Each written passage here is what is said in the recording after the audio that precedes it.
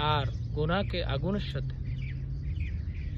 যে পানির সাথে যেমন আগুন টিকতে পারে না, একসাথে থাকতে পারে না, তদ্রূপ মানুষ গুনাহ করার পর যখন সাদকা করে, মানুষকে দান খয়রাত করে, তাহলে আল্লাহ তাআলা তার গুনাহ মাফ করে দেবেন। সুবহানাল্লাহ। এই সাদকার অনেক উপকারিতা, ফায়দা রয়েছে। যেমন এই সদকা দ্বারা মানুষের নিয়ামত স্থায়ী হয়, টিকে থাকে। নিয়ামত হারিয়ে যায় না, নিয়ামত স্থায়ী হবে বেশি বেশি সদকা করলে। আবার এই সদকা দ্বারা আপনি যে কোনো দুর্যোগ, দুর্ঘটনা থেকে রক্ষা পাবেন। এই সদকা দ্বারা আপনি বিপদ আপদ, বালা মুসিবত থেকে রক্ষা পাবেন।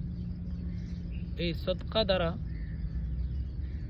আপনার যদি কোনো রোগ থাকে, সেই রোগ থেকে আল্লাহ তাআলা আপনাকে আরোগ্য দান করবে। এই সদকা দিয়ে আপনি আল্লাহ সুবহানাহু ওয়া তাআলার গজব, আল্লাহ তাআলার ক্রোধকে আপনি দূর করতে পারবেন। তাহলে এই সদকার অনেক উপকারিতা রয়েছে। দেখুন, এক হাদিসে আসছে, عن سعد بن عبادة رضي الله عنه قال قلت يا رسول الله إن أمي ماتت أفأتصدق عنها؟ قال نعم. قلت فأي الصدقة أفضل؟ قال سقي الماء.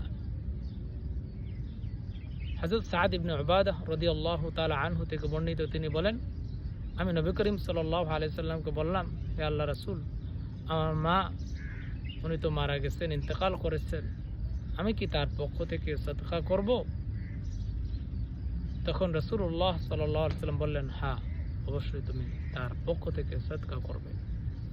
তখন তিনি বললেন, কোন সদকা উত্তম, সর্বোত্তম সদকা কোনটি? রাসূলুল্লাহ সাল্লাল্লাহু আলাইহি সাল্লাম উত্তর বললেন, সুকিয়াল মা, মানুষকে পানি পান করানো। সুবহানাল্লাহ। মানুষকে পানি পান করানো, এটা বড় সওয়াবের কাজ। এটার দ্বারা মানুষের গুনাহ মাফ হয়।